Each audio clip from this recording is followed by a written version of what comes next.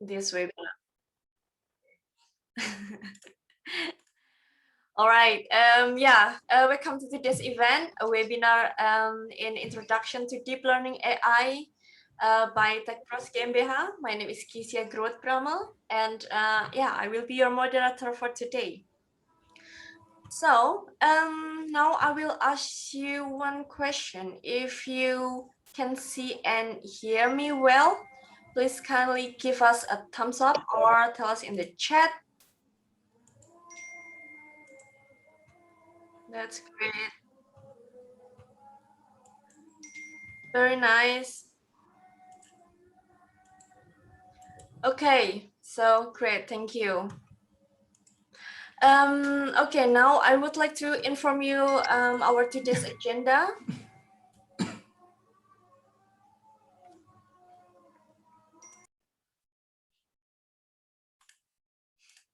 Okay, so first, we will have a short brief introduction, and second, we will do the webinar from our speaker, Mr. Okta Fajar Suryani, about introduction deep learning and machine learning, and third, Q&A with our speaker, and fourth, closing.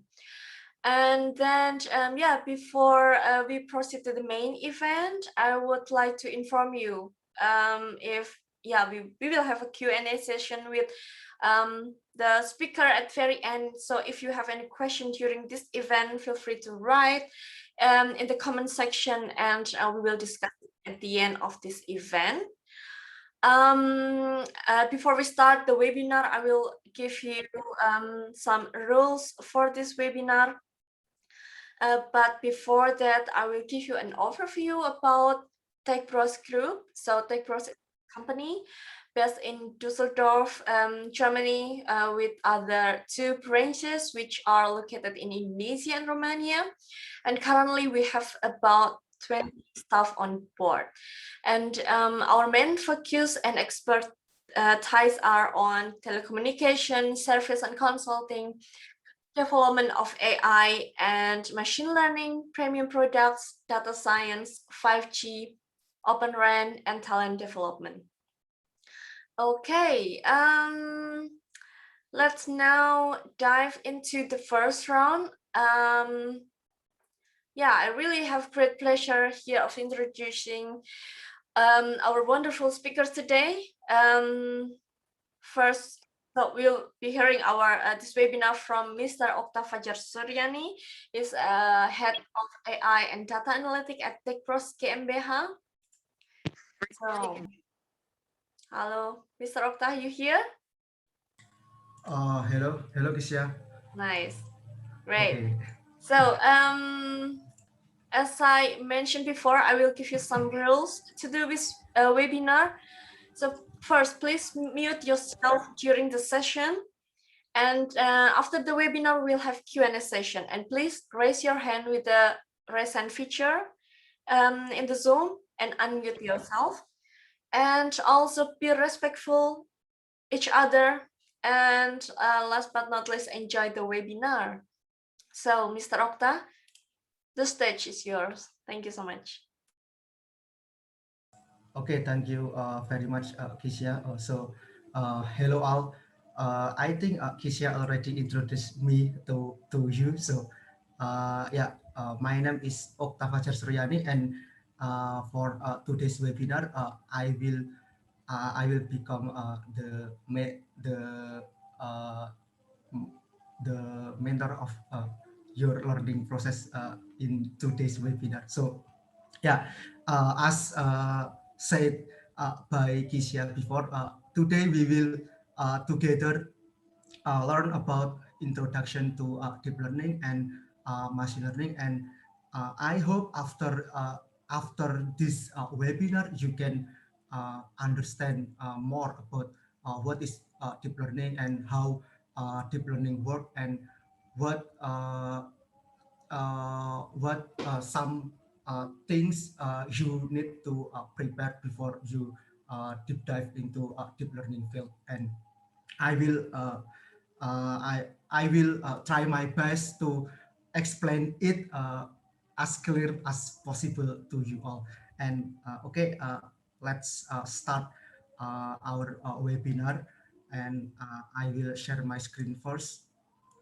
Wait a minute. Okay, can you hear my presentation? Okay, so let's start today's webinar, Introduction to Deep Learning and Machine Learning. For webinar itself, this is my experience, my some experiences. Uh,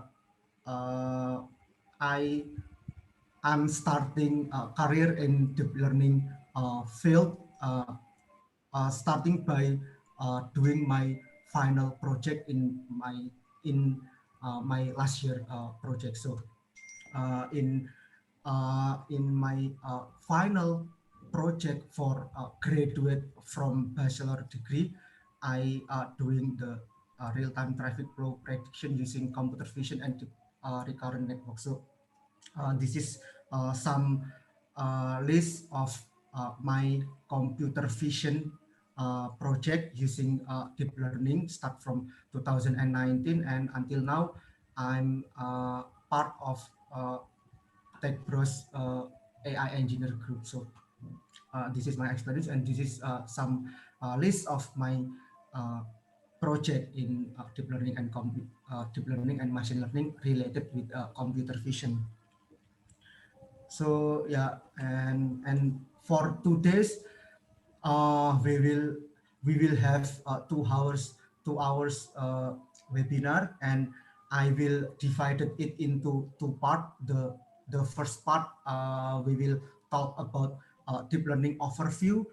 In the deep learning overview, in the first part, we will together learn about what the differences between deep learning and machine learning, type of learning in deep learning and machine learning, and benefit of deep learning in so many areas.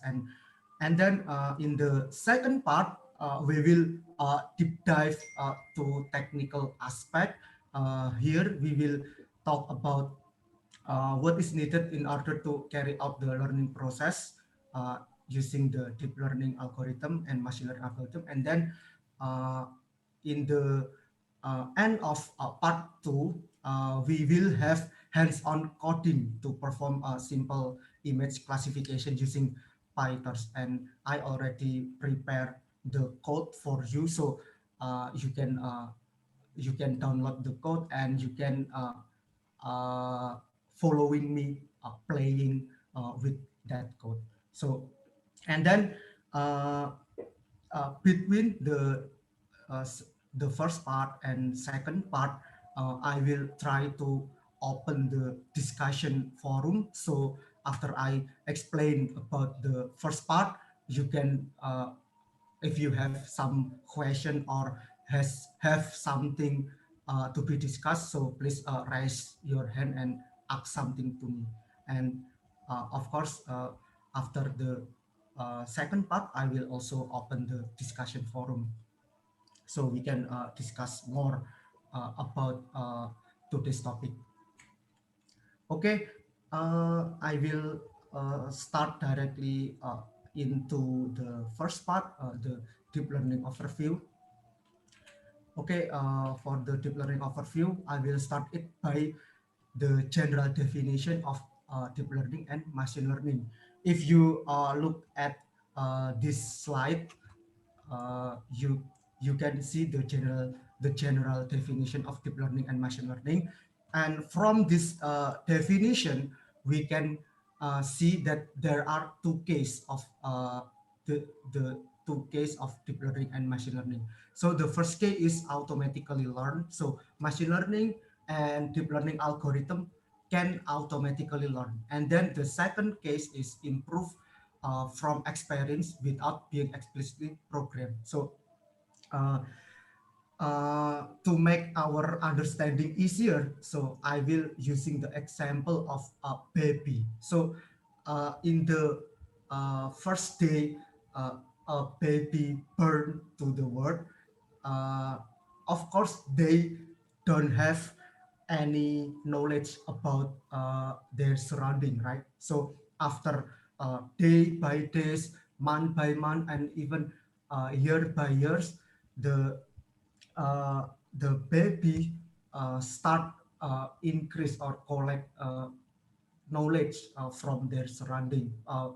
They collect the knowledge by interact with their environment, or maybe interact with their parent or other person in their family. So it's like a baby. In the first day, they don't have any knowledge at all, and after learning, after some learning process, they begin to gain some experience and some knowledge about their surrounding. And it is same with deep learning and machine learning. So it can automatically learn and improve experience and their knowledge without being explicitly programmed. So this is the two most important case if we talk about deep learning and machine learning. So this is the general definition. And now I will talk about what is the differences between deep learning and machine learning. Actually, both of them, machine learning and deep learning, is part of artificial intelligence world. So in short, we usually call it AI system. So what is AI system itself? So uh, in the general definition of AI, what is AI system? So in my opinion, AI system is everything that can uh, take a decision automatically. It called artificial intelligence. So the simple example of AI is if you familiar with programming language, for example, Python. So in Python, you can write like if else statement, right? Conditional statement. So for example, if score more than 80, so you can classify the score is high, or if the score less than 80, you can classify the score as a bad score, like that. So uh, given the input score, your code or your if else statement can automatically classify the score itself, right? Become whether it is high or bad. So it can automatically uh, take a decision using the input, using your input. So uh, it it can be called as AI system, but it is a very simple example of AI system. And in the if else use case, it the AI can the AI can take decision by explicitly program, right? So here, machine learning and deep learning, it is the part of artificial intelligence, but it is using the learning schema. So there are learning process in machine learning and deep learning. And in the next slide, I will deep dive to talk about what is actually the differences between deep learning and machine learning. So in the left side, there are some point that can differentiate between deep learning and machine learning. Start from data. So because uh, if you look at this diagram, deep learning actually is the part of machine learning.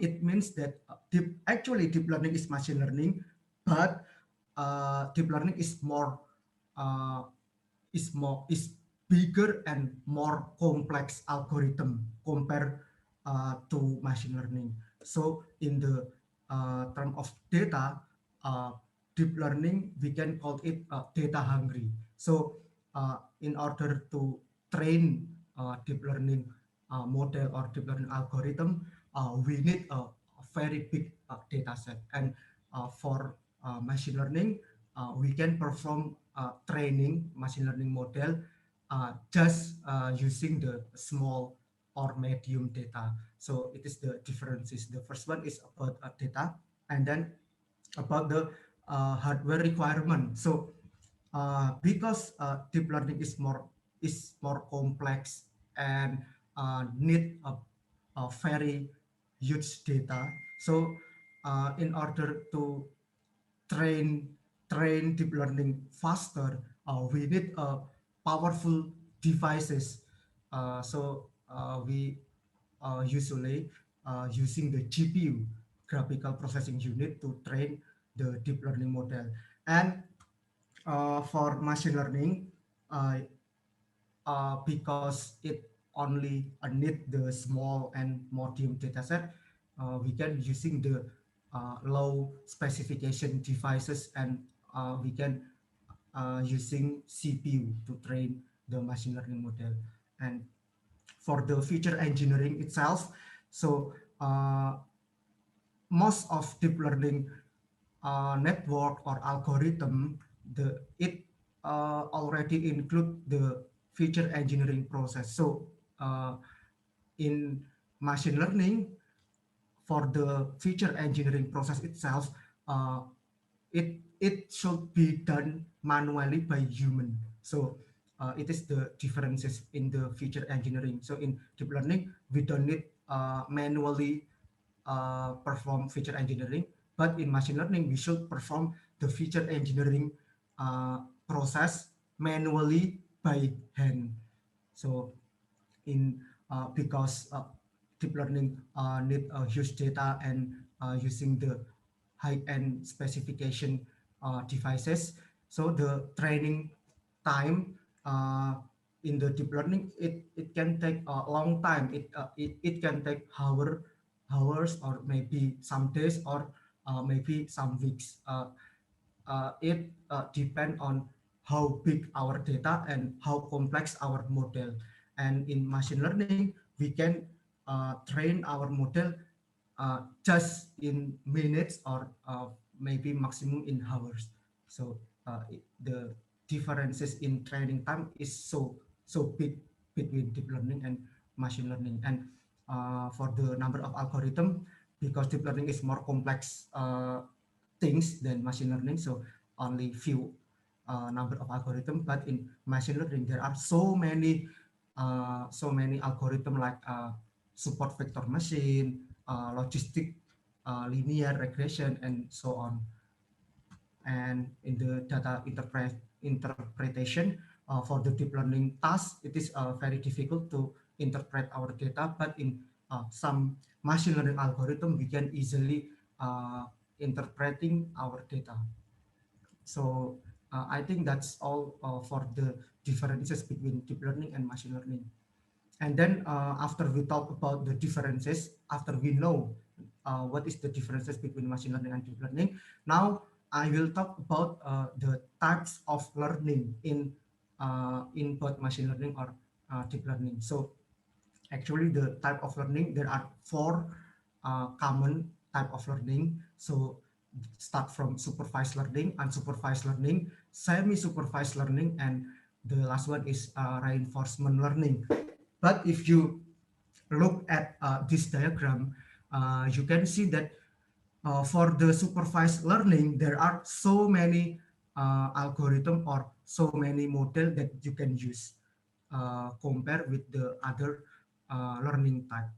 So why like this? So it is because start from early day deep learning getting popularities, the supervised learning is actually the most dominant learning type in deep learning world. So yeah, supervised learning, there are supervised learning from early day deep learning discovered.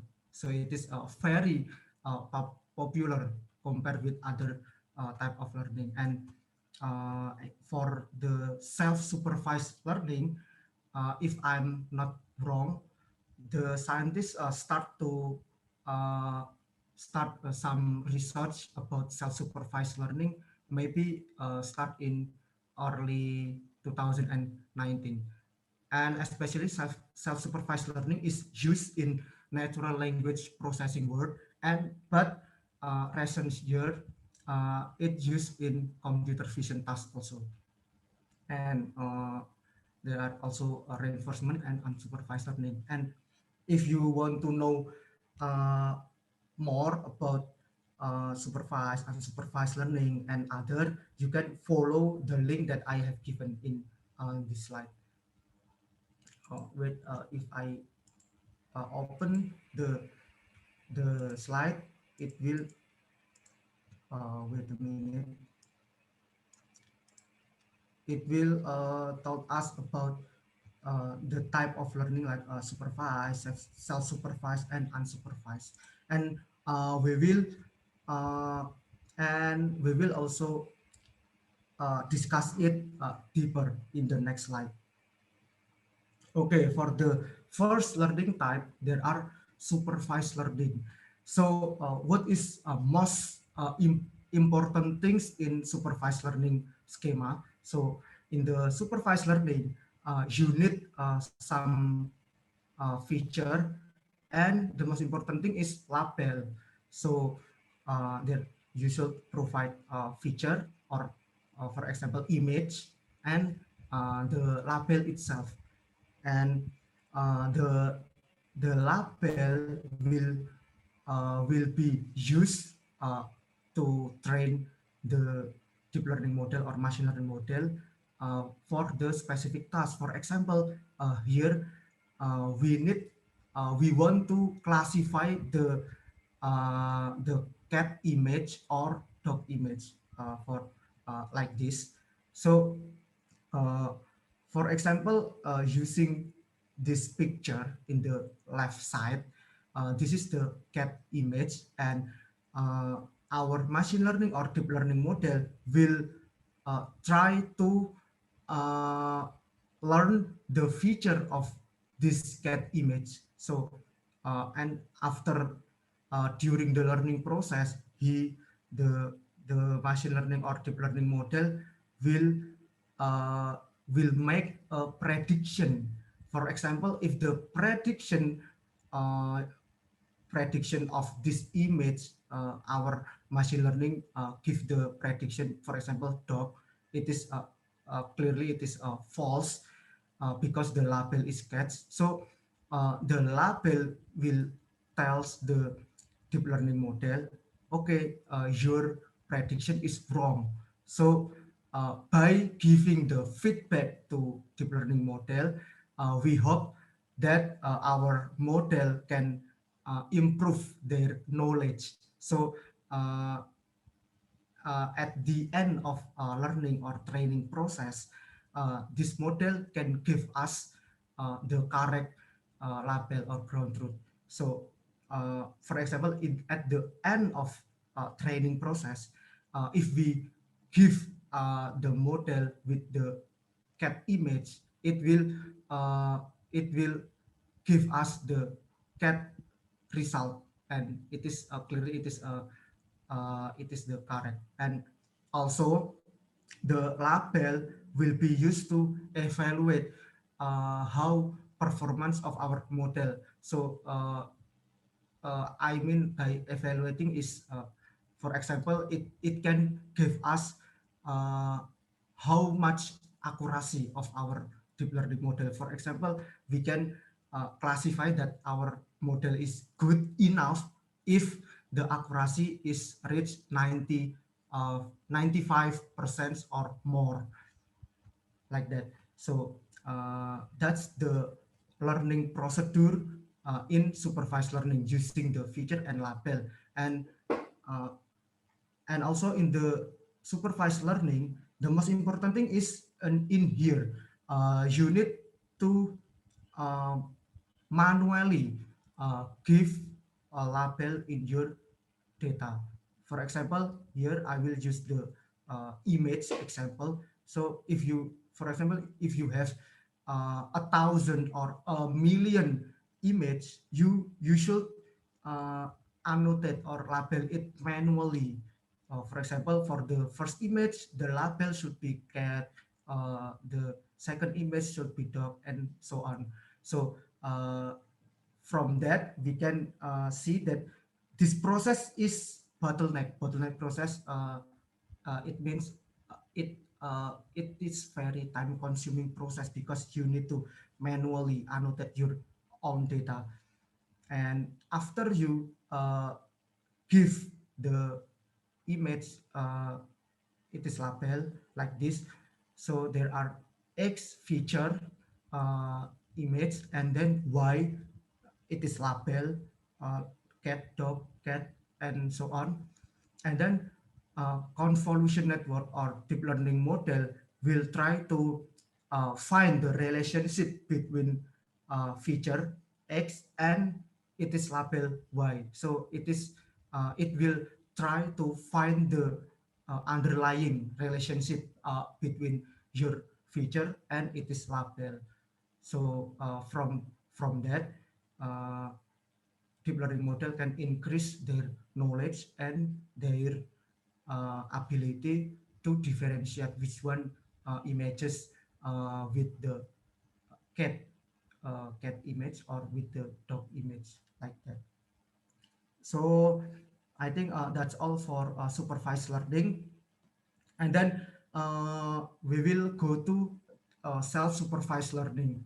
In the self-supervised learning, actually it is same with supervised learning. It is it needs the feature and the label for each feature or each image on your data. But the most different difference thing is in the self-supervised learning, uh, you get your label not by not by manually annotate from your image, but you uh, you get your label by exploit the property of your available data.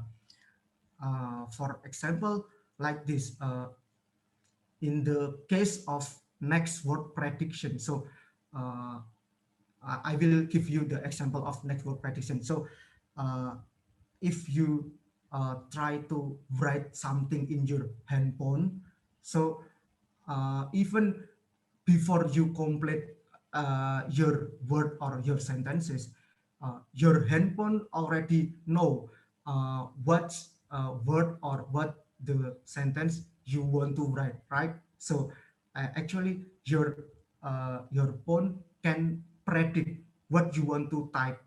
And yeah, that's the example, the easiest example of next word prediction. So how can we build the machine learning or deep learning model that can predict our next word? So you can doing it using the deep learning approach. And in the deep learning approach, you need to prepare your data set, right? So during dataset preparation, you can use the self-supervised approach. And for example, like this, you have the full sentences like this, and because we need to exploit the property of our data. So in here, for example, I create some marks at specific position of my word in my sentences, and then using this, the marks word will become our label. So using this, the sentence that already marked and the marks word itself, I can train a deep learning model that can predict uh, what's word that missing in my sentences. So it can increase my model ability to predict what's a word in the marks area look likes. And this is the example on natural language processing. And I will show you the example in image so you can get the clear understanding. So in image use case, for example, image in painting. So this is using the self-supervised approach. If you have the full images, full image like this, and then you exploit the property of your data by masking some area of your original image, and then you you you can use this image to train deep learning model, and then deep learning model can uh, can will try to predict what's the images in the max area look like.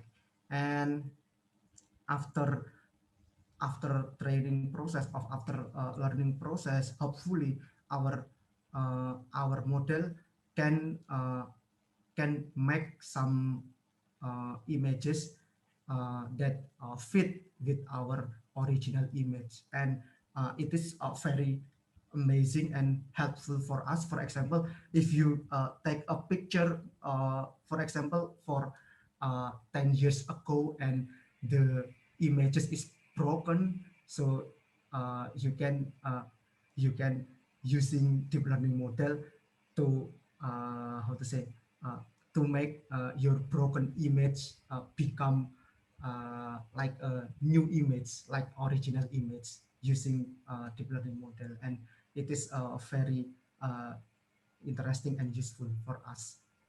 So that's the example of self supervised in image, using the image data. And after that,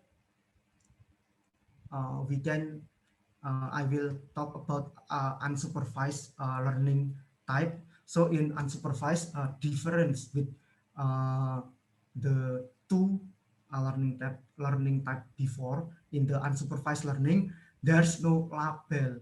So how uh, how can we differentiate with, for example, here we still using the image classification problem. So in if we don't have the label, if we only have the feature, how can we differentiate which one is uh, dog image, or which one is cat image? So using the unsupervised learning, actually the model will learn the feature of each image in our data, and then using clustering technique to group the image that have a similar feature. For example, in the cat image, the feature are similar. For example, the shape of cat ear or cat eye, cat nose, cat mouth,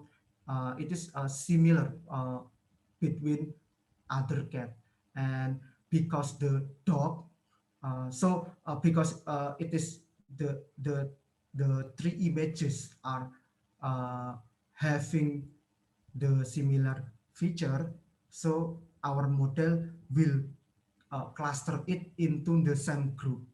For, let's say this is the group number one, and because for the dog image, they are have the difference feature with cat image, our model will cluster and group it into different group.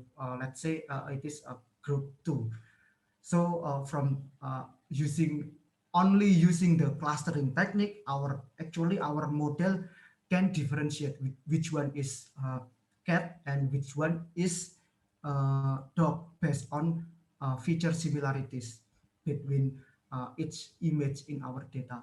And uh, then it is our task to uh, naming the group. For example, for the group number one, we can name it as a cat group, and then from the group number two, we can name it as a dog group, like that. So even without label, our model still can differentiate which one is cat and which one is dog, like this. This is the unsupervised approach. So after talk about some learning type, now I will talk about the benefit of deep learning. actually there are so many benefit that deep learning can give to our life. And but uh, if I summarize, there are uh, uh, three major benefit in three major tasks. For example, in the computer vision task, for in the natural language processing, and also in the deep reinforcement learning. And here I write some popular network in each task. For example, in the computer vision task, there are the most common building block is convolutional neural network, or CNN, and there are so many deep learning architecture that use CNN as their building block. For example, for object detection, there are YOLO, faster RCNN, and there are also visual transformer.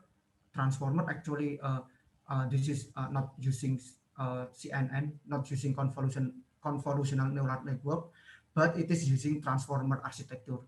Uh, Actually, transformer is used in the NLP world, but recent years, the scientists start to using transformer in computer vision tasks, and the performance can outperform state-of-the-art CNN model.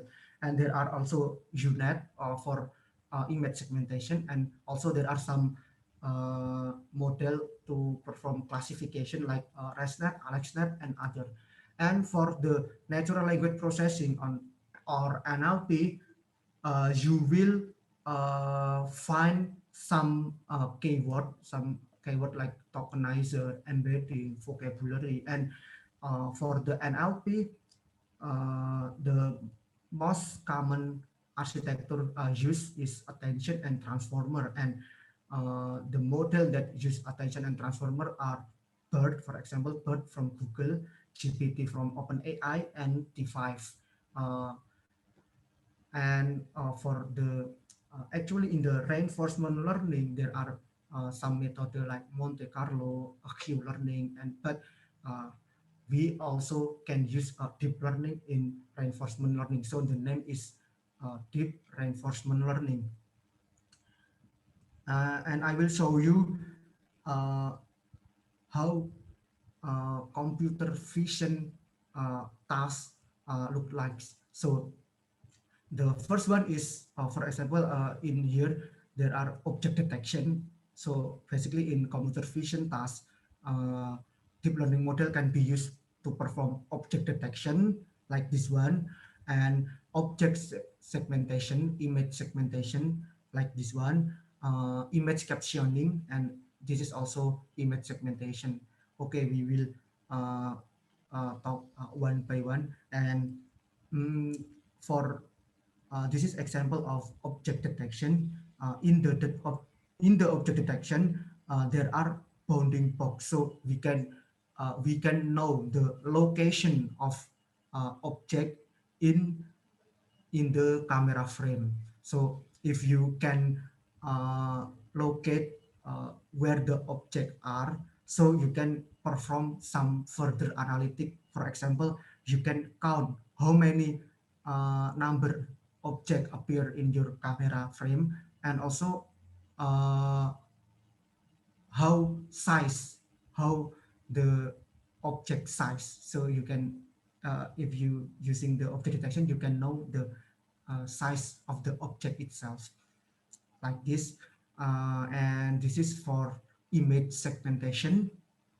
In the image segmentation like this, so the output will be uh, the image segmentation model can classify each object. For example, this is the road, this is the vehicle, this is the person, and this is very important for example, for self-driving car, right? So in uh, difference with difference from object detection, if in object detection there are bounding box around the object, But in image segmentation, the output is each pixel.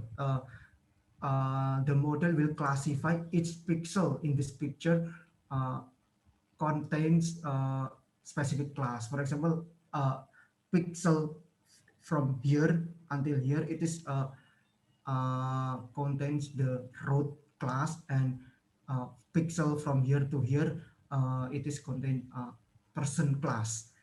So not the output is not in bounding box format, but in area format. So it is important from for self-driving car. So it can know which one is road, which one is vehicle, and for example, if there are a road, uh, uh, how size of that road, how how length of the road, and how width, and then this is the example of image captioning. So given the image input, the model can give us the description or caption of the image that we are given.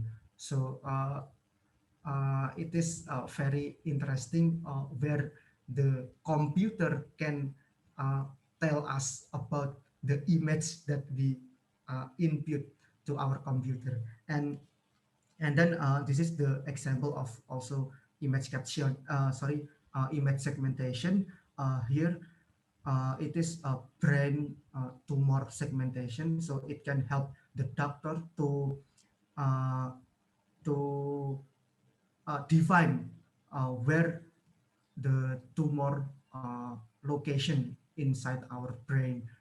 For example, this is the red color indicate the location of brain, and the blue blue color indicate the tumor core itself. So I think that's all from for the deep learning application in computer vision. There are so many advantage that we can get using deep learning. And then for the natural language processing, uh, we have so many benefit. For example, we can perform sentiment analysis. Given the text, we can determine whether that text sentiment is negative or positive. And then we can perform topic modeling, text categorization, text clustering, information extraction, and so on. uh, we can also perform uh, language translation. We can translate from one language to other language. And I think the most newest advancement in NLP is this one, Copilot GitHub. So using the Copilot GitHub, if you are a programmer, so you are only need to define the description of what code you want to write. And after you give Copilot GitHub your general description, so these tools can generate the code based on your description. So it is very interesting. So in the future, the programmer will not focus on writing the code like syntax or logic, and I think they will only focus on creating the clear description uh, in tools like Copilot GitHub. But uh, uh, if you want to evaluate whether the generated code by automatic tools is correct or not, yeah, it is clear that you need to learn programming language from scratch. Yeah, I think that's all for deep learning benefit for natural language processing.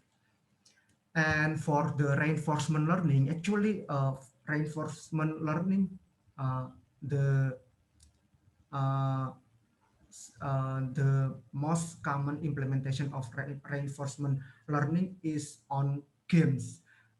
For example, this one, AlphaGo from Google DeepMind, it can beat or defeat the uh, best player in the world of Go gaming from South Korea. And this one from OpenAI. So there are AI bot that can perform or that can play Dota 2, and AI, the OpenAI, uh, the AI agent from OpenAI can beat the best player and best team in the world in the Dota 2 games. And this is also from Google DeepMind here for the game StarCraft, if I'm not wrong.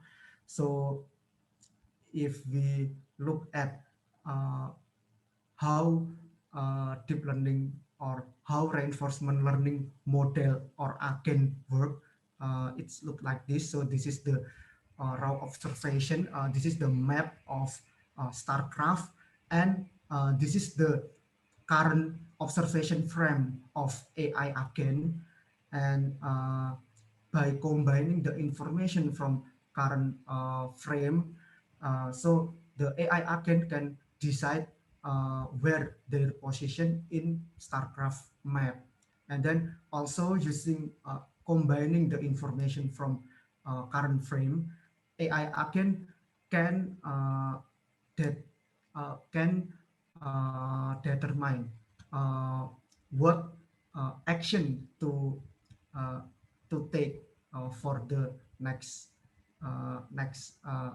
step, or maybe what the suitable build uh, for current condition. And if this decision lead to the if this decision that AI can take can increase the chance their win their winning chance. So reward will be given to AI again.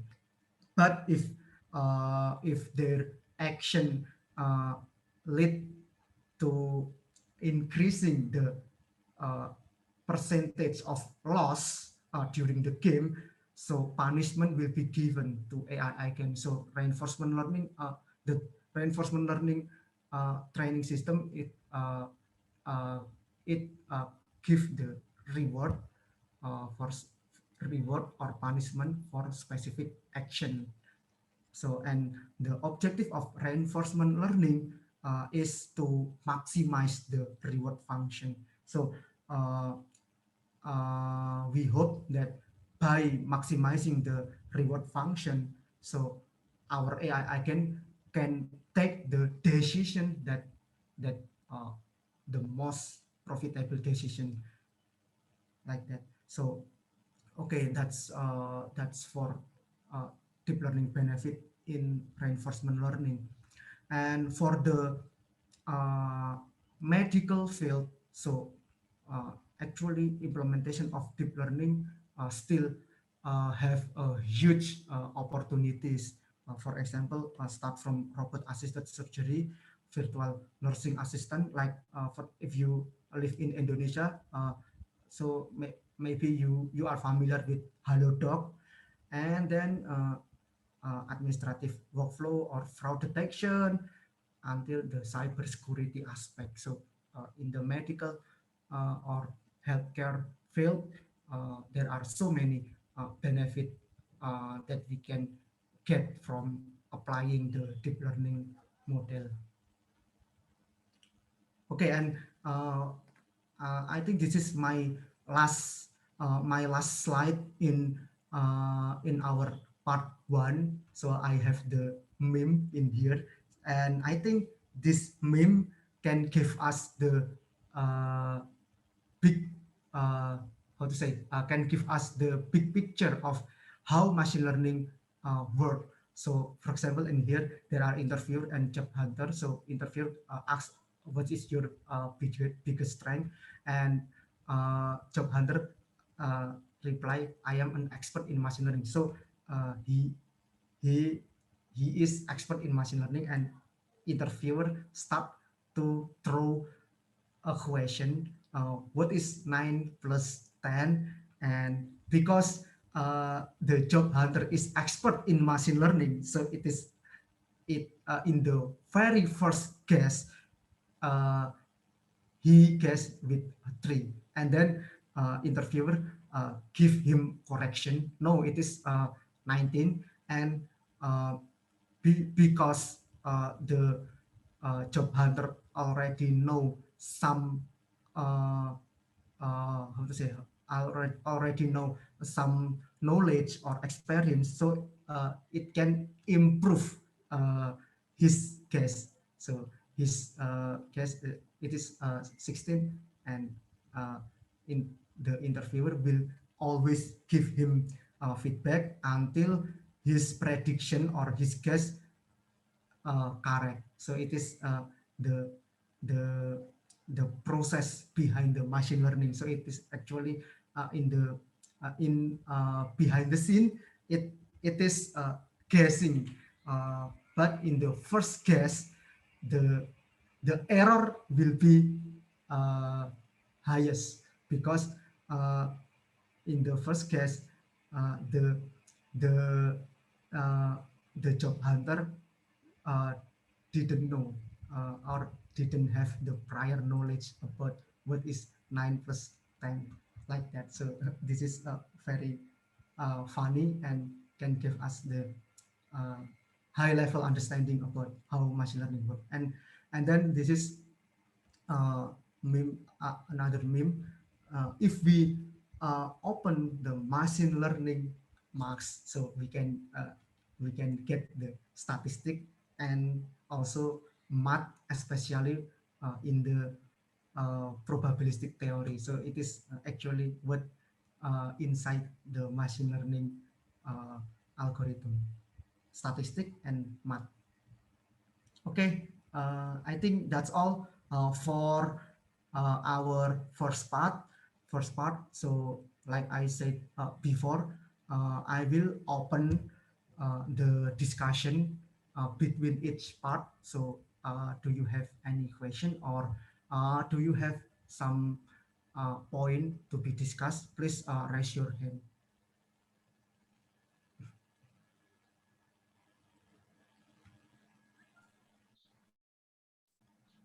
Okay, thank you so much, Okay, Mr. all. Alta. Anybody has question, please raise your hand with the present feature in the Zoom. Okay. And you can unmute yourself. Yeah, if you have any question or point to be discussed, please don't hesitate to ask me.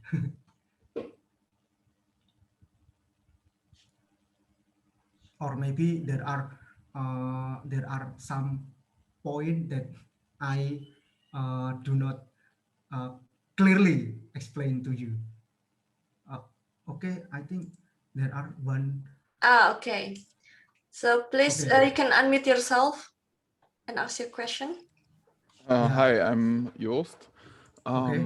You mentioned transformers earlier in your presentation. Yes. And that they are way better than traditional convolutional networks. Can you elaborate why they are better? Or because I heard about it and I was curious, but I just didn't get around to research it myself. Okay. Or do you have an idea why it's better than convolutional networks? Okay. Okay, actually, okay, thank you very much for your question. So his question is about transformer and why it is better than traditional convolutional neural network, especially for computer vision tasks, right? So I will explain it starting with actually transformer is used largely used in natural language processing, and it provide a very high performance, very high accuracy. And then because of that, the scientists start to using the transformer into computer vision tasks using and they name it with visual transformer. It is indicate that the transformer used in computer vision or in the image to recognize the image.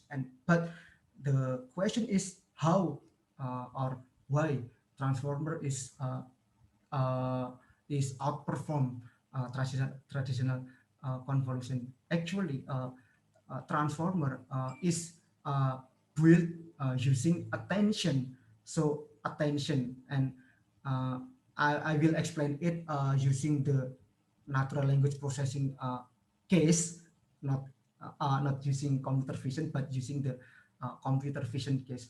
And if for example like this, so if you have a sentence, full sentence, and you mask the specific position of your word in your sentence like this, and you try to train machine learning or deep learning model to predict what is word that are missing in here, and using attention, it can like it is named, so it can consider the relationship between each word in its sentences. So for example, like how to say, in so for example, if I have Tina go to school, and then the next sentence is she using the attention, the word she, so automatically the model can understand that the word she is related to Tina. The simple the how to say, the simple things that I can answer is like that. So it is describe how attention work. So it can help the model to focus on specific word that can affect the next or it is a prediction or the next word that So the model gives each part of the data a specific weight, and then it's yes, more likely yeah, to impact the result. yeah, like Okay, that. So thank you very much. yeah, okay, thank you. I hope my explanation can make you get a clear understanding. Yes. Okay, thank you very much. Thank you so much. So yeah, there is another question in the chat. Okay, Mr. Bayupri, would you like to ask your question by yourself? do you have some example implementation for Okay. traffic prediction? Okay, okay, thank you very much, Bayu Pri, for your question. So actually, in my last year project or final project in my bachelor degree, so I create the real-time traffic flow prediction using computer vision and deep recurrent network. So basically, my goal is how can I predict the traffic flow trend. For example, using the data uh, previous 5 hours, how can I know the traffic flow trend, for example, for the next 5 hours or maybe for the next day, like that, using the previous data that I already know. So and I want to perform traffic flow prediction real time using the CCTV camera on the road.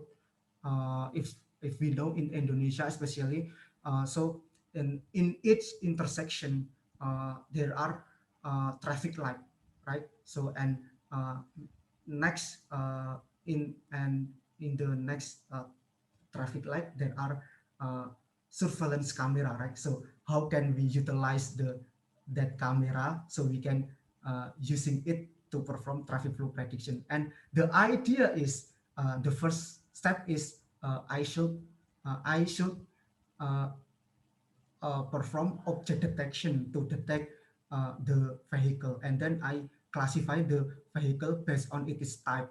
So for example, I can detect the truck, bus, or motorcycle, and other type of vehicle, and then I perform calculation after I detect that object. So I perform uh, object counter using CCTV camera, and uh, from that I can know the number of vehicle based on its type. Like for example, how many bus that pass the intersection, or how many motorcycle, or how many truck, and so on. And based on if because I can count the number of vehicle, so using the deep recurrent network, because I at that time I didn't know about attention and transformer, so I using the if you know, long short-term memory or recurrent neural network to perform prediction, traffic flow prediction, using uh, the number of vehicle that I already count. So I think like this. So I think the idea is like that. So I hope my answer can give you the clear understanding how to perform traffic flow prediction. Okay, thank you, Pauta. Okay, Excellent. okay. How about the result? Have you ever compared the result about the prediction and the real traffic? Is it deviate too much, or it's very close?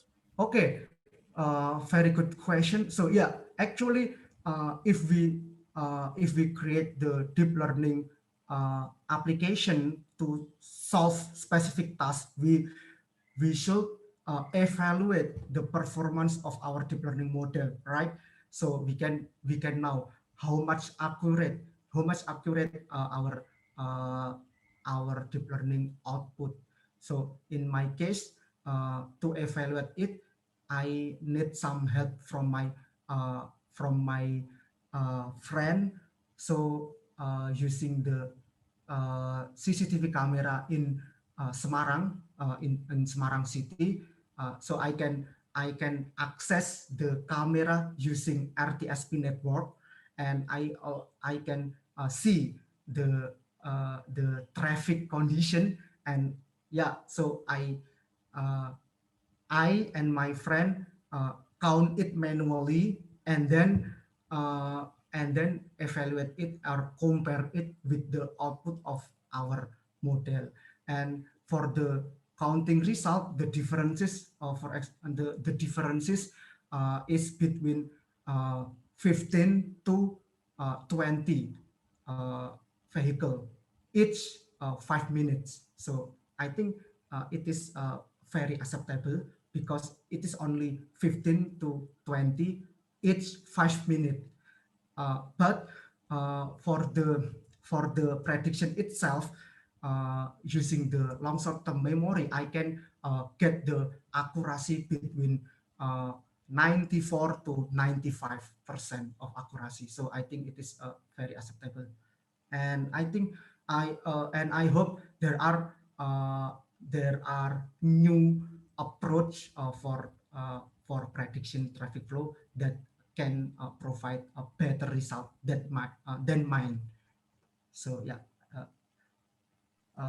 Okay, thank you, Mr. Okta. Okay. Thank you for your question. Okay, I think we can now we can continue to part 2. We still have for 50 minutes. Okay, so in the second part, I will talk more technical about how does deep learning learn. So in here we will discuss about how actually deep learning can learn from our data. So before I jump to the technical deep learning issue, so here I will show you the differences between learning procedure and traditional procedure. So this is the traditional procedure.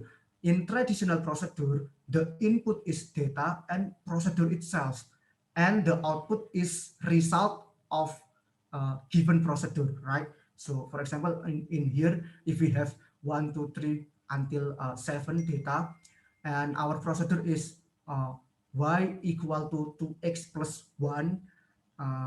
In other words, we can say that this procedure is explicitly programmed.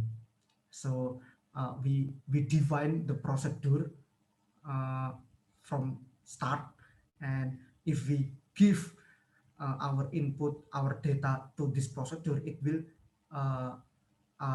outputting like this. So like you can see the result in slide, and this is the Mr. Okta, Sorry, please. we can't see your slides.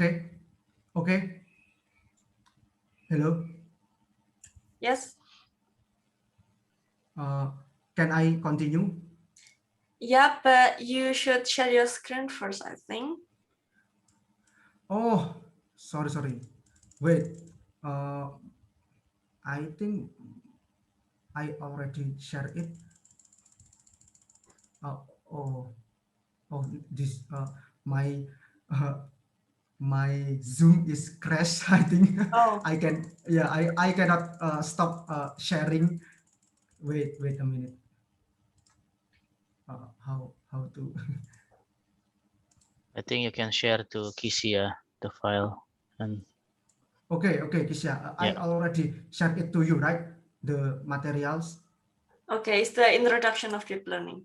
Yes. Right? Okay, I can see it now. Can you see my screen now? Check. Yes. Okay. So this is the traditional procedure. You need the input is data and procedure itself like this, and then the output is the output is the result when you fed your data into your procedure like this, and this is for the learning procedure in difference with traditional procedure before. So in the learning procedure, the input is data and ground truths. In here, I'm using the supervised learning approach. So there are data and then ground truth. So during the learning process, the output after the learning process, the output will be procedure like this. So if in the traditional procedure, the output will be the output, but in the learning schema, the output will be procedure itself.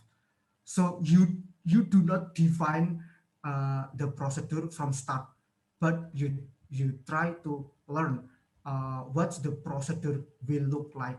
And in here, there are some value that you must look for, and you should optimize it. So if you fed your data into your procedure, the result will be equal with your ground truth, or having the small error with your ground truth.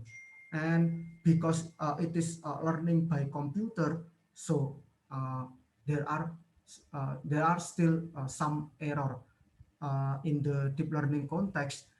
100% accuracy is impossible, but 99.99999% is very possible. So because the learning process is done by computer, and we cannot expect the perfection from the computer, right?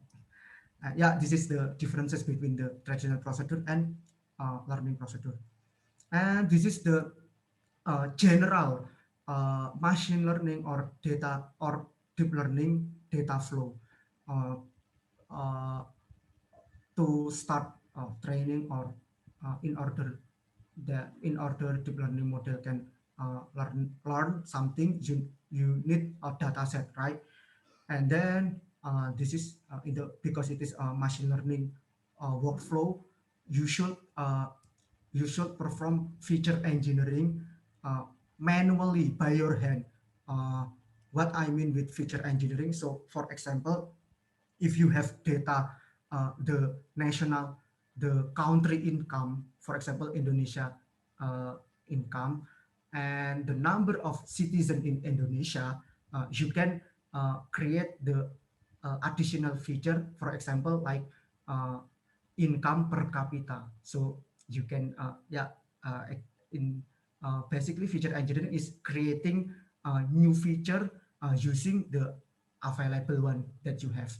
And like I said before, in the deep learning algorithm, the feature engineering can be automatically done by deep learning algorithm. And then the most important thing is in the workflow, you need to split the data, your data set, into training data and new data or validation data. And then you can perform learning or you can train the model using your training data and your learning algorithm.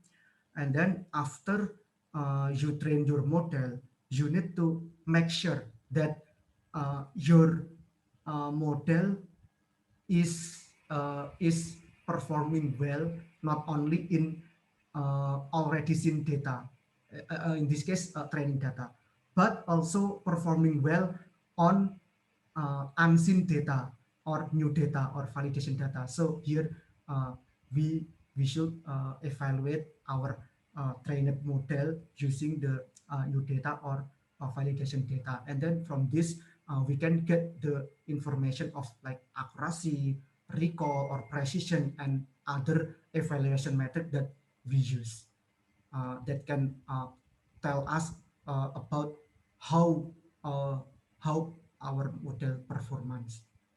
Like this. This is the general machine learning or deep learning data flow. And then from this workflow, we can conclude that in order to carry out the learning process, we need 5 elements. The first one is dataset, and then deep learning model itself, and then optimizer, loss function, and evaluation metrics. And we can and we will deep dive one by one each component. The first one is dataset. Here I will using the dataset for computer vision tasks because my background is in computer vision, so I'm confident to talk about it. For computer vision itself, there are so many datasets that you can use based on what the task that you want to solve. For example, there are Kitty dataset, and if you check the Kitty dataset, this is to perform image segmentation, like what I showed you before.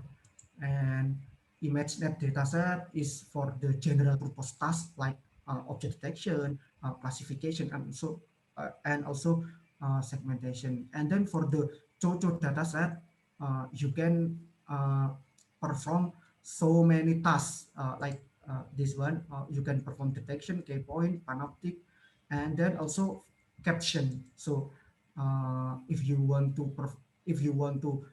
create deep learning model that can caption your image, you can using this data set like this. Okay, and if you want to perform object detection in 3D, you can using the object trend dataset from Google. Yeah, and then that's all for dataset. And then the second part is deep learning model. Oh, wait a minute. Okay, deep learning model. We already know that each task like computer vision or natural language processing or reinforcement learning need a different deep learning model, right? So there are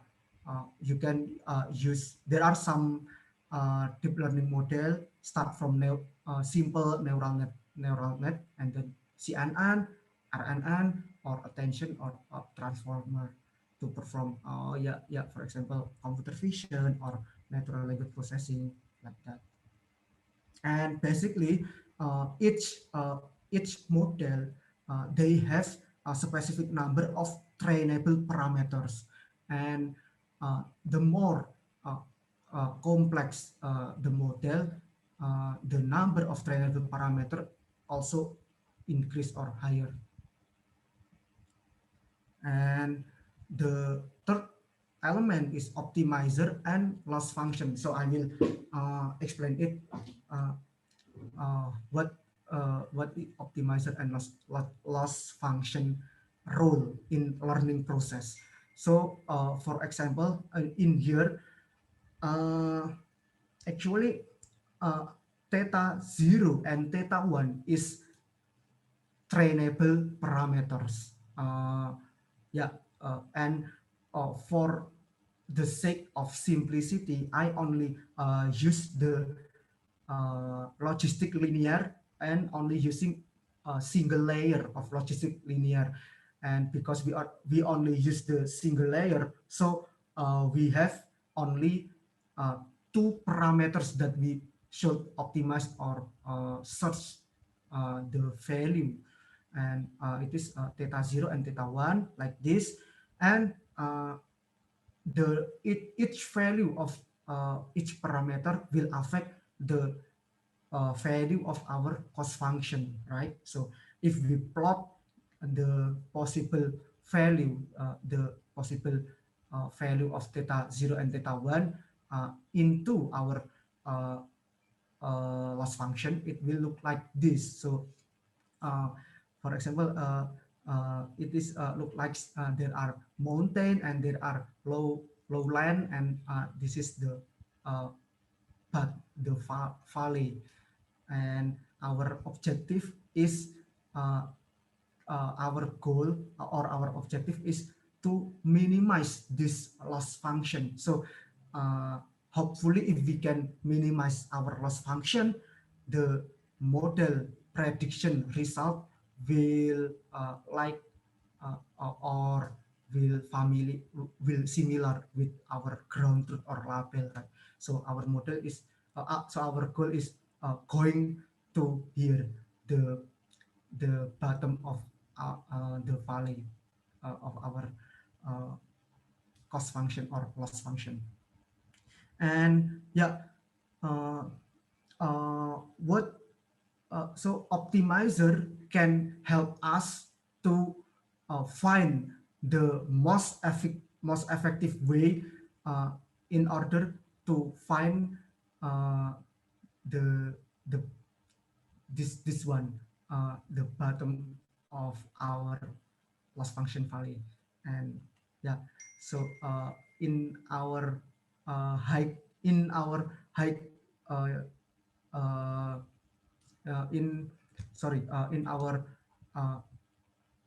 senior high school math, it taught us that if we want to minimize the loss function, so we can use the differential or slope of our loss function, right? So optimizer will use the slope or differential result of our loss function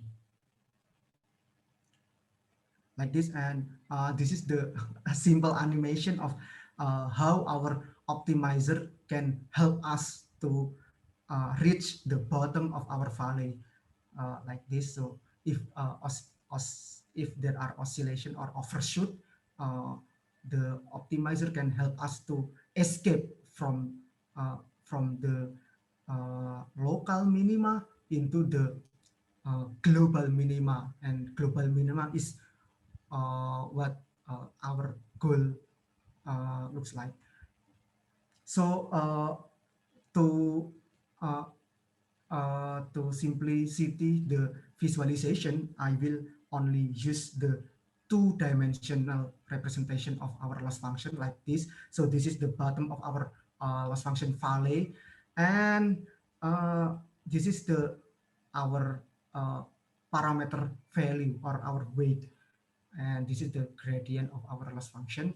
So our goal is go to here, and how can we go to here, we can get the help from optimizer that we use. And the step of how many or how often we update our parameter value is depend on value of our learning rate. And in the next slide, I will explain about the effect of learning rate. So there are in the deep learning process, in the deep learning training process, there are parameter optimization term. So like optimizer, loss function, and what the model you want to use is categorized as hyperparameter that you should optimize.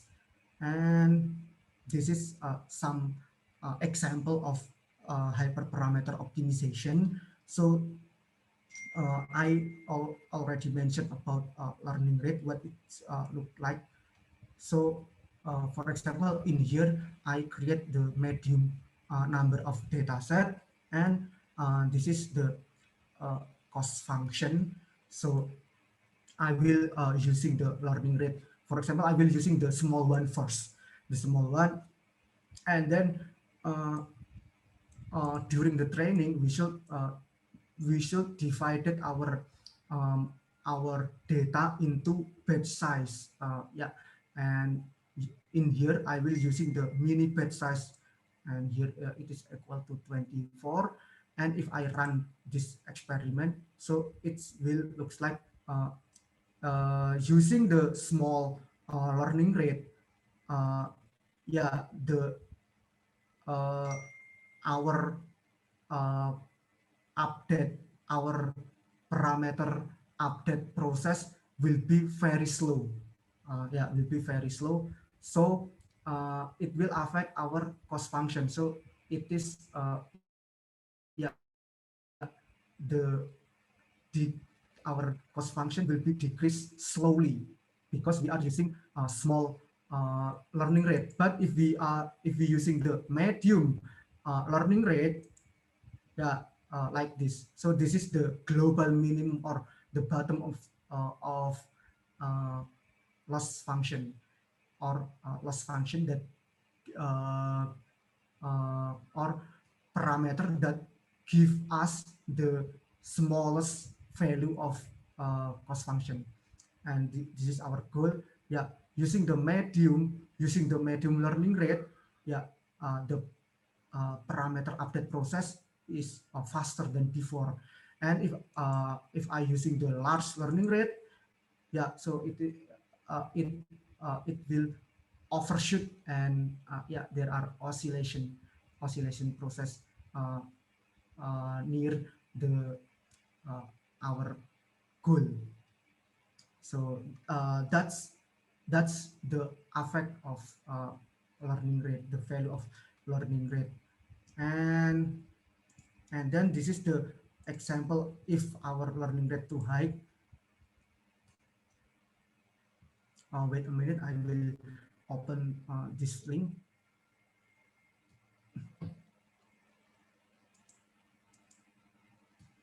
Why it is very slow to load.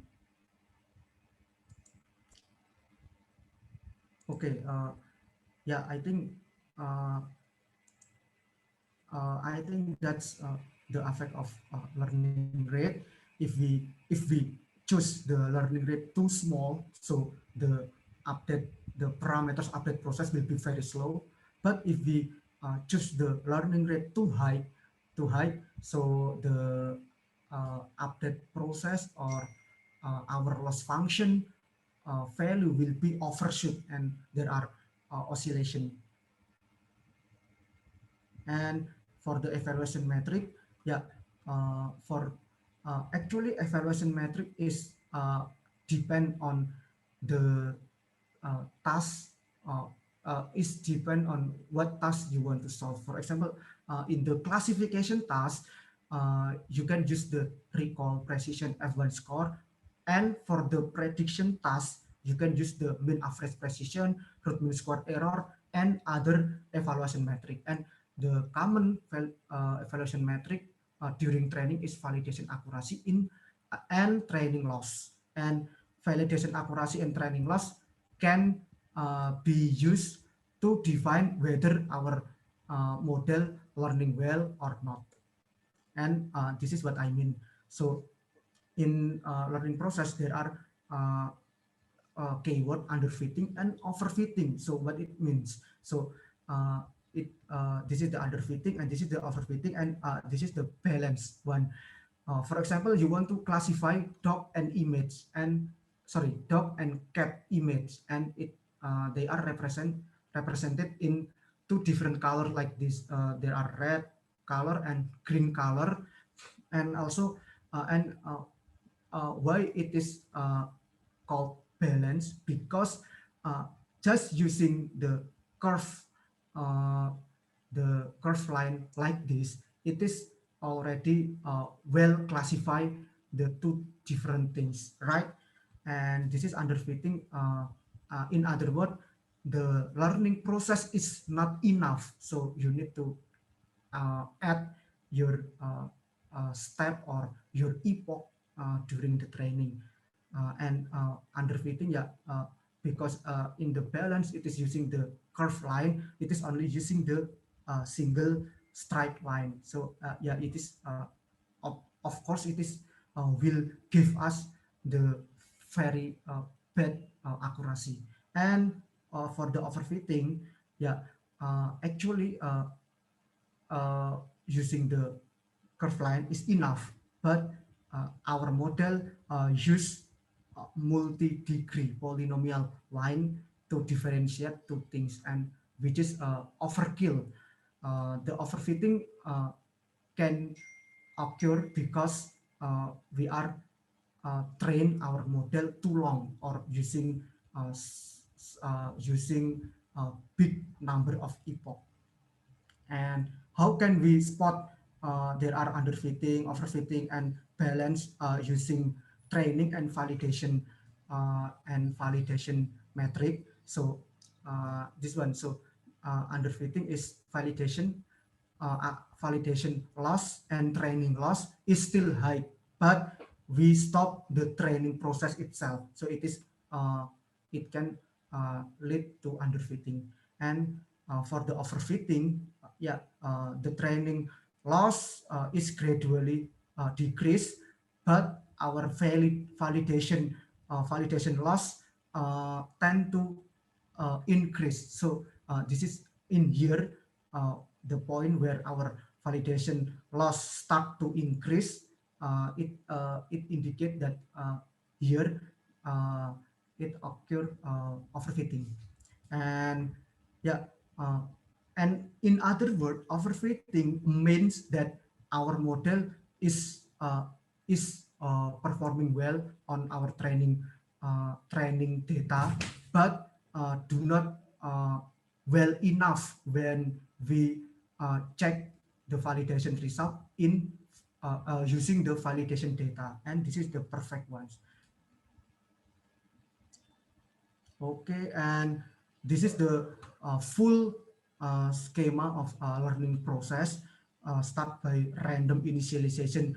So we initialize the value of our trainable parameter in our deep learning model randomly, and then we start to feed forward, and we see the output of our model, and we compare it with the ground truth or label, and we evaluate it using loss function. We calculate the derivative or slope of our function, of our cost function with respect to each parameter inside each layer of our deep learning model, and then we perform back propagation, and then here we update the weight.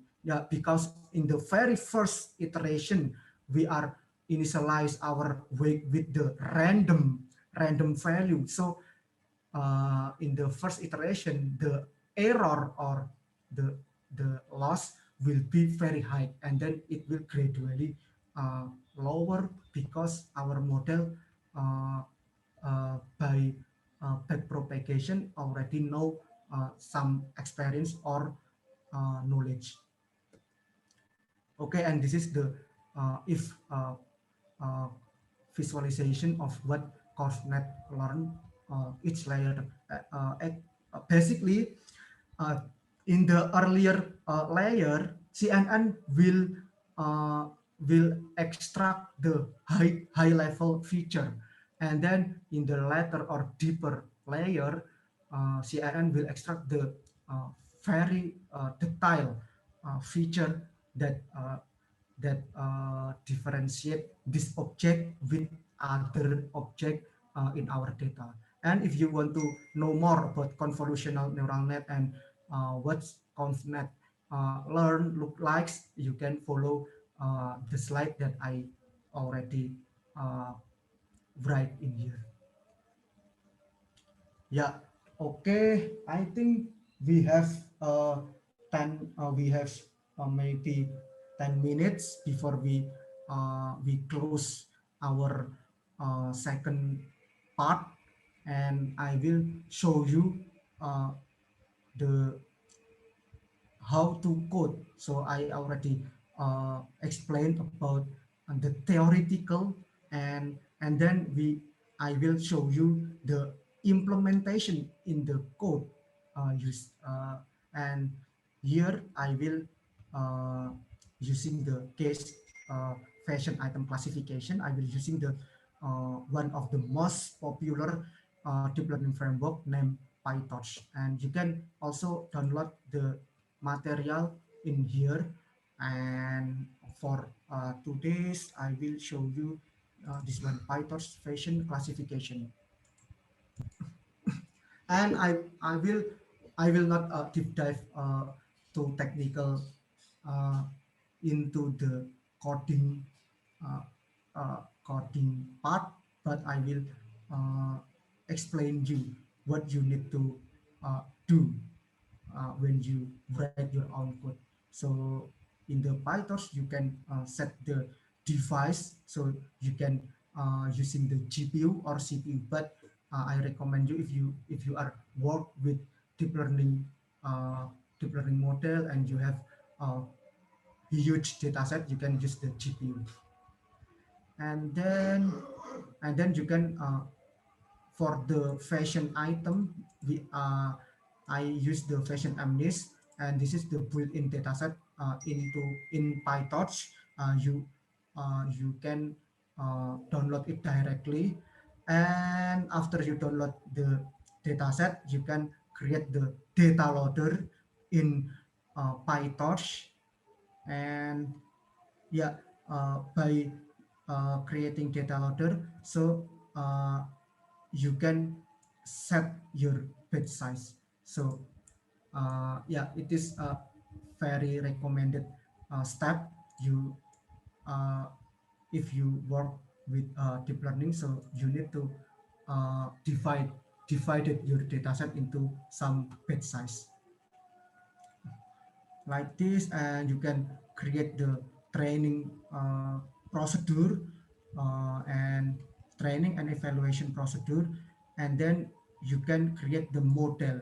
So in here I will create a simple neural network, and then we can compare the performance using the CNN and other advanced CNN network. And here I define some hyperparameter like criterion or loss function, learning rate, and our optimizer, and we can start training. If you see here, the train loss for the first iteration, it is very high, right? 1.2.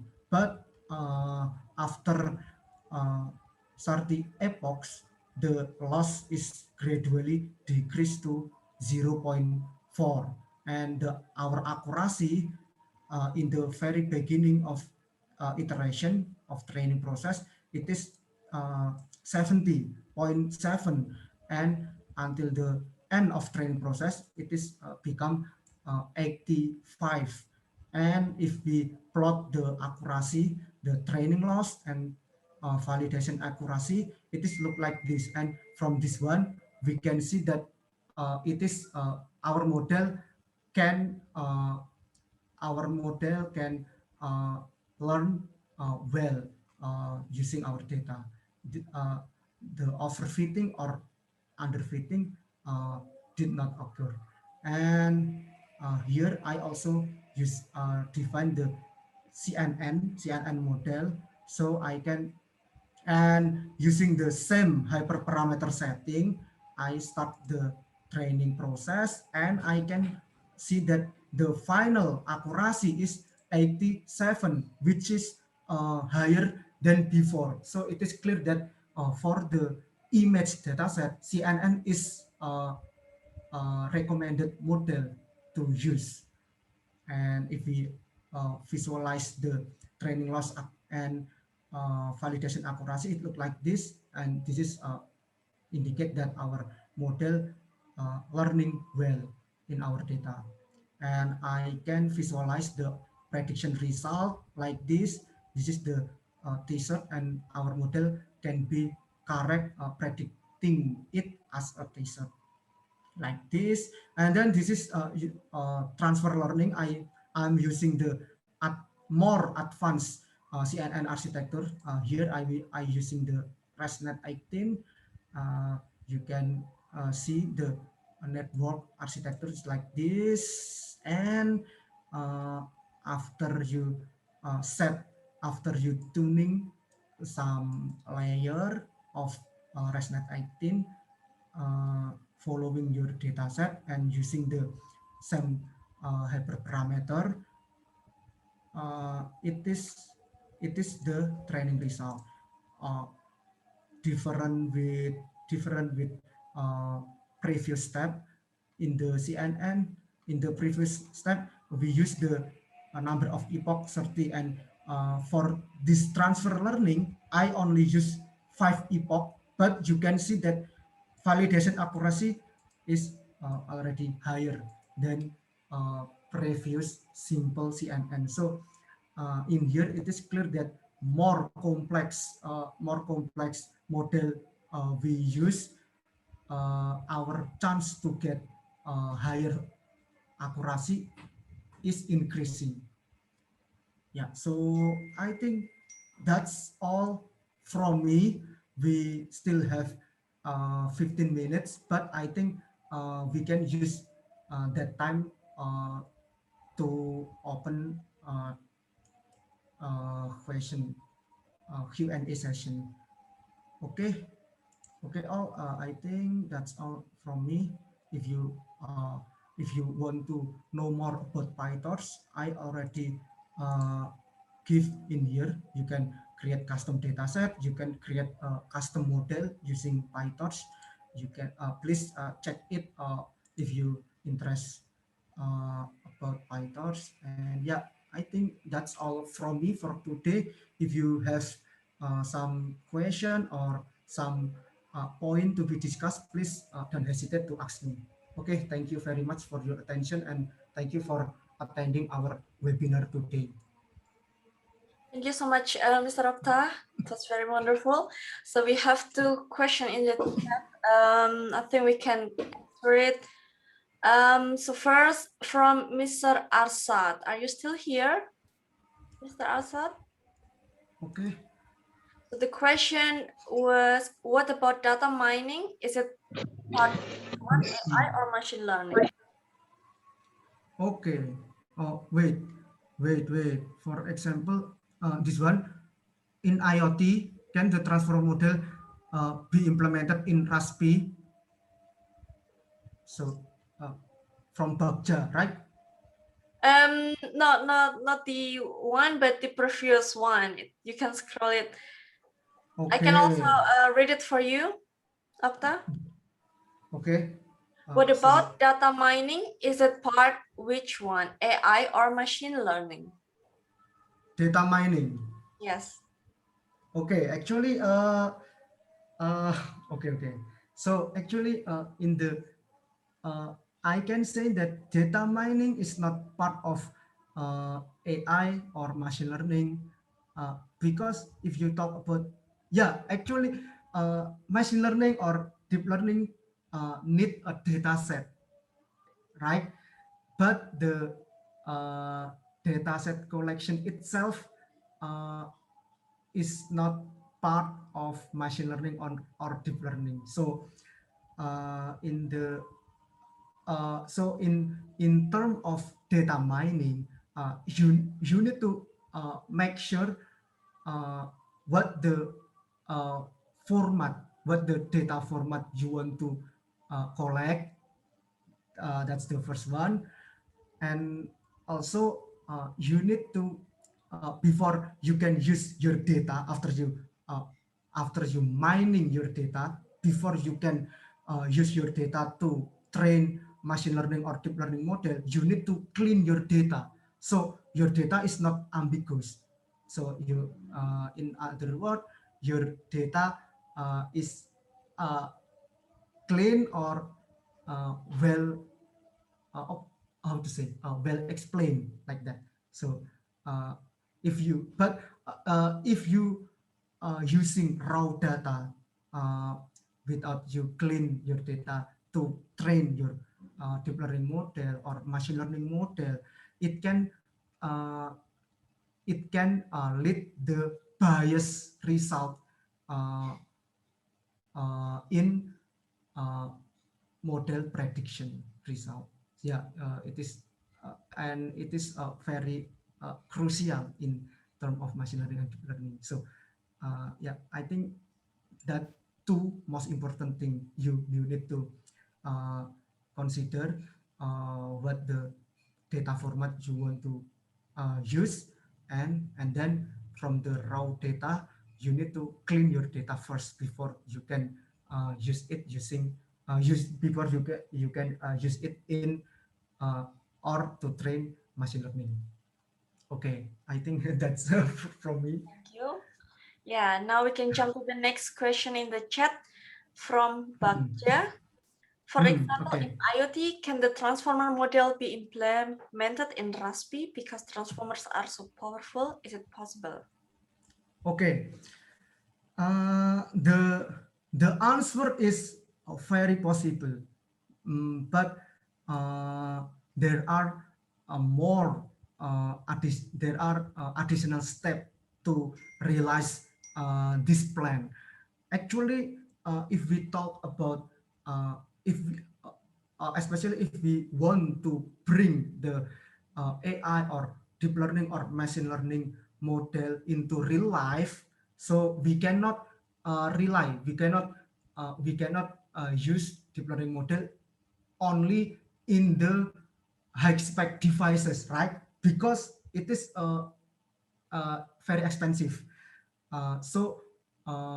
In order to bring the deep learning benefit to real life, we want to run or inference or running our model into embedded device that easy uh, easy to find, and also cheap or not expensive to buy, right?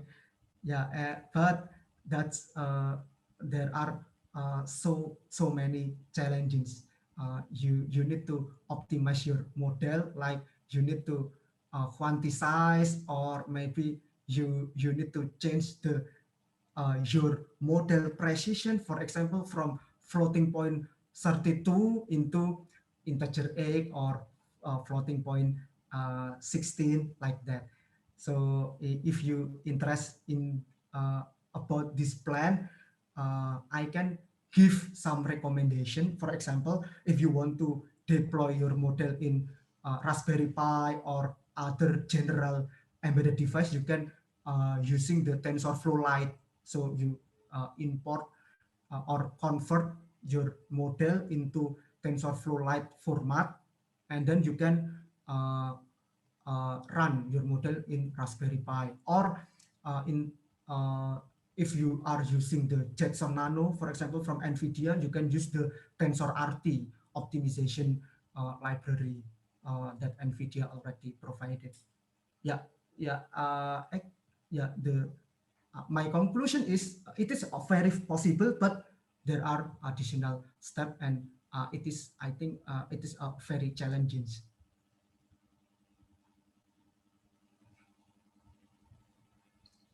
Okay, thank you so much, Okta. Okay. Okay, we have two questions in the chat.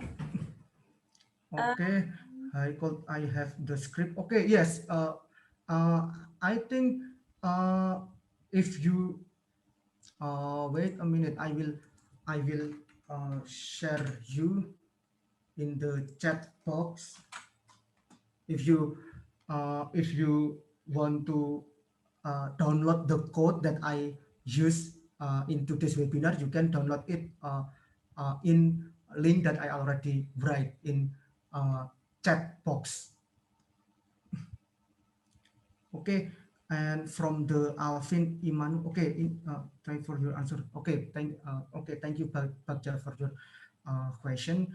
And from the Alvin Imanu, hello, you mentioned that the recommended to set the batch size during the training configuration. Does the batch size affect accuracy or the trained model itself? If so, how do we get a good batch size number for our training?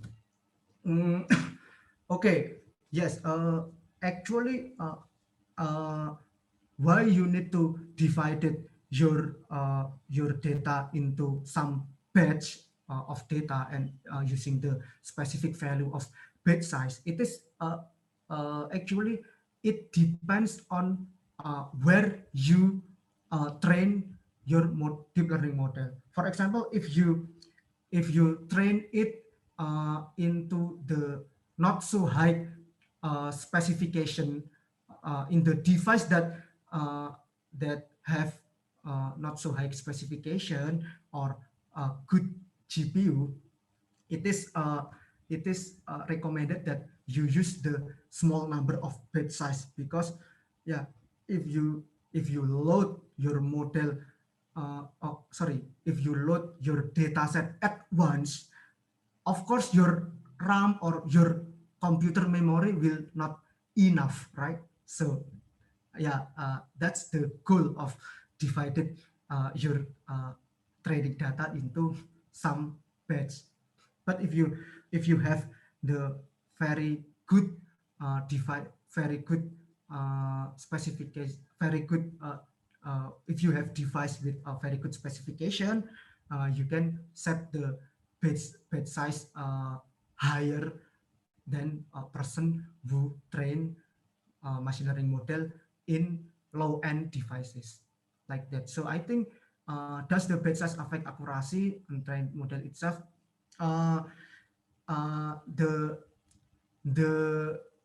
The answer is yes, but so the value of batch size is categorized as hyperparameter. So we need to search the best batch size value for our training procedure. Yeah, I think that's answer from me.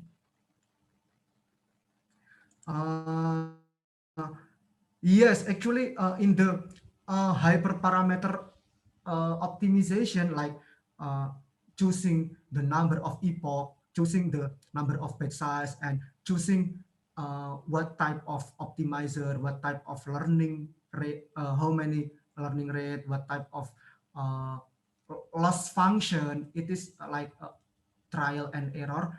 But there are some technique that can help us. For example, to determine the number of epoch, we can use the early stopping method. So if so, we can set the epoch, for example, 1,000 epoch, but because we are using the how to say, because we are using early stopping method, no problem if we set the epoch so high, because in the early stopping method, if our let's say if our validation loss didn't decrease, for example, for 10 executive epoch, so we can stop the training. So by that we can avoid the overfitting. And for the learning rate itself, we can for the value of learning rate, we can use the learning rate scheduler method. So for the epoch, for example, epoch 1 to epoch 100, we are using a specific number of learning rate. And then for the epoch 100 to 1000, we change the value of our learning rate. So yeah, that's what I mean by learning rate scheduler. Yeah, and actually there are so many methods that can be used to help us in the hyperparameter optimization. Yeah, I think I can. Okay, you are welcome, Alvin. Great, thank you so much, Okta. So, Yeah, I think our time is over. yeah, Okay, I think because 2 minutes again, our time is over. So I think I can close. I can close the Q&A session, and also I can close today's webinar. And so now I give the forum back to Kisya. Okay, Kisya, thank you very much. okay, thank you, Okta. So let me check You're again. welcome. There's no question. Okay, yeah, it was very wonderful. Thank you so much. Yeah, I would like to express our gratitude to our guest speaker, Mr. Okta Fajar Suryani, our head of AI at TechBros. And also thank you so much to all of the audience for joining us today. Yeah, if you have any questions, you can stay for 5 minutes here in the forum. It's no problem. And I also want to inform you, we currently have talent development programs at TechBros. So there are 2 programs. First one is AI Business Leader. It's targeted to professionals and business leaders from multiple disciplines and backgrounds. And the second one is AI Fellowship Program. It is targeted for college students and also for fresh graduates. So please don't be hesitant to contact us via email. I can also write it in our mail in the chat, and also contact us through our LinkedIn page. Yeah, the other further information you can also check it in our website, www.techbros.io. So yeah, okay, as I mentioned before, if you still have question, I will open the forum 5 minutes until now. And if not, thank you so much again for your attention and time today. I'm Kisya Grotrawal, your moderator today. I'm signing out and see you in the future event. Have a nice weekend, everyone. Okay, thank you very much, everyone, for attending our webinar. Thank you. Bye-bye. Okay, thank you. Thank you. Thank you. Everyone.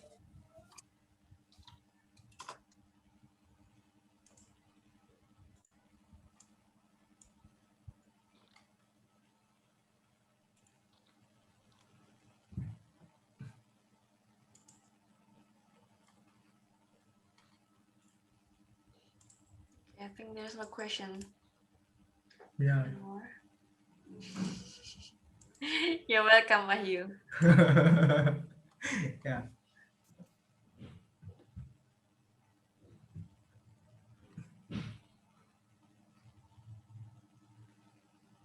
Yeah.